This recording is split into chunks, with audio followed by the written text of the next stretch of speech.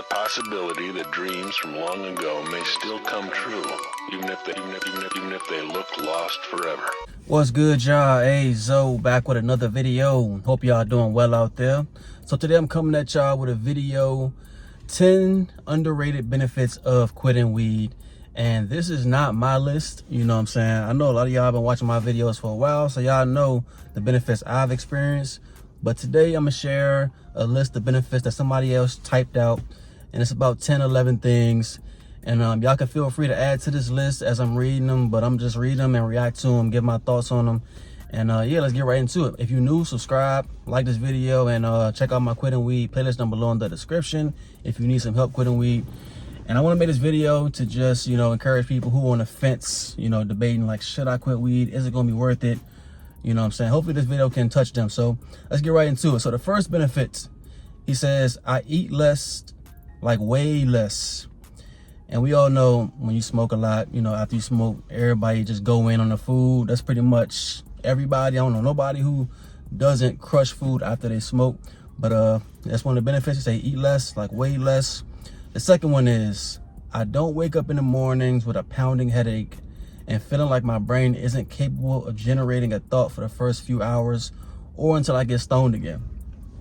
I can definitely relate to this, especially when I was working morning shifts at my old jobs, CVS to be specific. I used to open up that store. I remember just smoking the night before and going in there in the morning, open up the store and just being, basically just in a fog, you know what I'm saying? Trying to get my day started, drinking down coffee, Starbucks, you know what I'm saying? But I remember being inside them fogs, and I know y'all can relate too. So that's one benefit that he noticed is his head is, I guess, more clear, I guess he would say, and he doesn't have a headache when he wake up in the morning. Third thing, there's no risk of getting a DUI and getting fired from my job just because I wanted a bag of chips at 2 a.m. That's crazy. Yeah, another example of the munchies kicking in after you smoke. And I'm not really sure about the DUI. Can you get a DUI from being, I guess you can, you under the influence. I guess you can. I ain't never experienced it, but I can understand. I already know for sure if they catch you and your eyes red from chiefing, they're gonna search your car and see what else you got inside there. So it's already, hassle to come with that. So that's a good benefit, not driving under the influence or worrying about, getting pulled over. Nobody got time for that. Y'all on my channel, we on our grind, so nobody got time to be getting searched by police. So let's see, the next thing is I'm much sharper and capable of having conversations. And this is definitely a benefit that takes time. This ain't no instant benefit, but like your mind does become sharper, and like I said, the fog goes away. So, you know what I'm saying? I definitely can relate to that. And even when I have conversations nowadays with people who I know fried, you know what I'm saying? Like sometimes I'm working, I'm interacting with people that's fried. They just talk a lot slower, think a lot slower. It just is what it is. You can hear the delay. You know what I'm saying? It's like a difference in reaction time. I won't say everybody, but majority of people, yeah, when they under the influence of some gas, bro, their reaction time, it's just a little bit slower, a little bit delayed. All right, so the next thing is, it's so much easier to make myself do basic adult things like cleaning, maintaining my vehicle, cooking instead of ordering out. Okay, so in this case, this is definitely big too. When I was chiefing, bro, like I already, when I was chiefing, bro, I did not want to do anything basically labor related. So, my room at my parents' place used to be a mess, and I had chores. I don't know about y'all, but I had chores growing up. I know the new generation don't be having chores, but I had chores growing up, man. So taking out the trash, cutting grass, cleaning the basement, cleaning the bathrooms, all that stuff, bro. Like, I did not feel like doing none of that when I was chiefing. But yeah, he says much easier to handle adult tasks and things when he's off the gas. All right, next thing is another thing with that, bro. Like you just be delaying, I would say responsibilities, things you need to do, like maybe some mail that came in or something that you need to like get done. That's like adult responsibility. You might push that off. It might have something to do with money or bills or taxes, things like that. You might delay things like that. I can definitely relate to that as well. All right, so the next thing is I can be present in the moment instead of putting up with it until I get to go home and chief. Man, Y'all don't know how many times I'm doing something with some family, hanging out with people who don't chief, or I'm at work, I'm occupied doing something, and in my mind I'm just thinking about, I can't wait till I get home and I can chief. You know, basically trying to get out the moment and, you know, just get away. You know, I guess that's basically what he's saying right here. He can be more present in the moment instead of thinking about chiefing later, rolling up and just trying to get fried, you know what I'm saying, get up there. So I know a lot of y'all can relate to that, bro. Like when you stop chiefing, bro, you're gonna start living more in the moment instead of thinking about, I can't wait till I get off so I can roll up, you know what I'm saying. Definitely gonna be more present. The next one is, I get more enjoyment out of the hobbies that I did while stoned, and I'm better at all of them. Okay. I can relate to this when it comes to gaming. I used to think, like my friends always told me, chiefing before playing Call of Duty, because we played competitively, like MLG, Major League Gaming. We played competitively, man. They said they made them play better. It made me play worse. I don't know, I just wasn't doing the basic things I would normally do. And so I can understand that, like, it makes you better at your hobbies when you're not fried.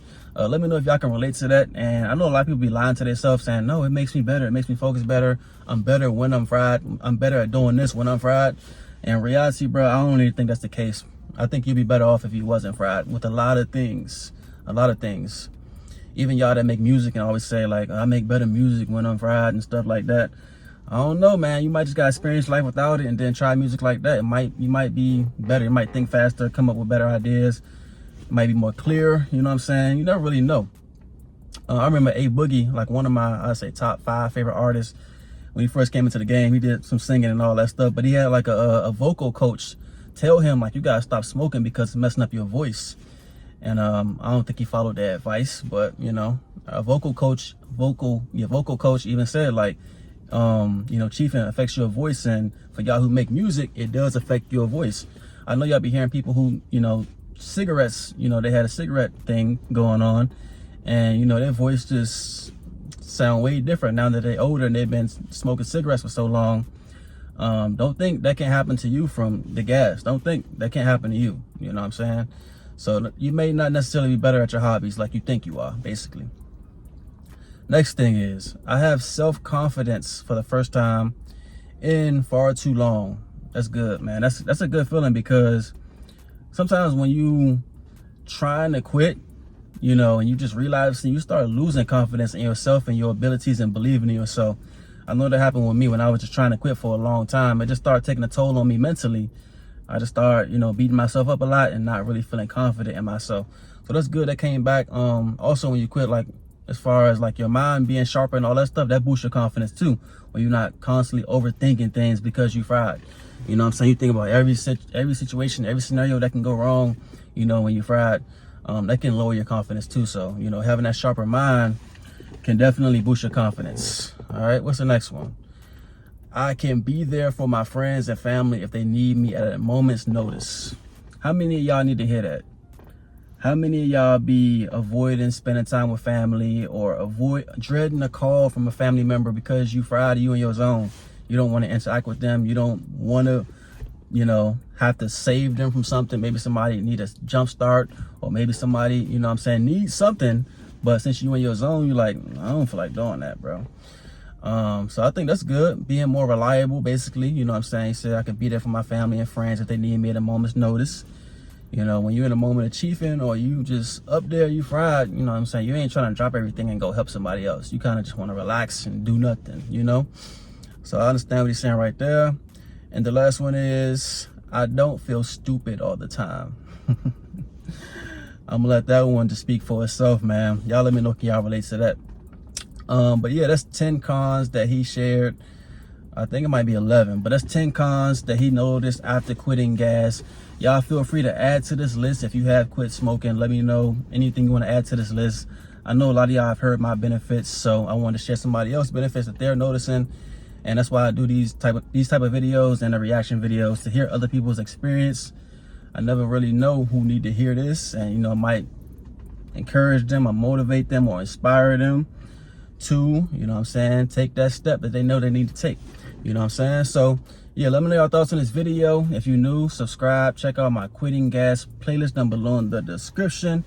Also, y'all be on the lookout for the live streams. My schedule is a little different right now. I'm waking up at 4 a.m. instead of, I was waking up at 6 a.m. Now I'm waking up at 4 a.m. So my body's kind of adjusting to waking up early. So I'd be a little bit tired in the evenings by the time I finish working.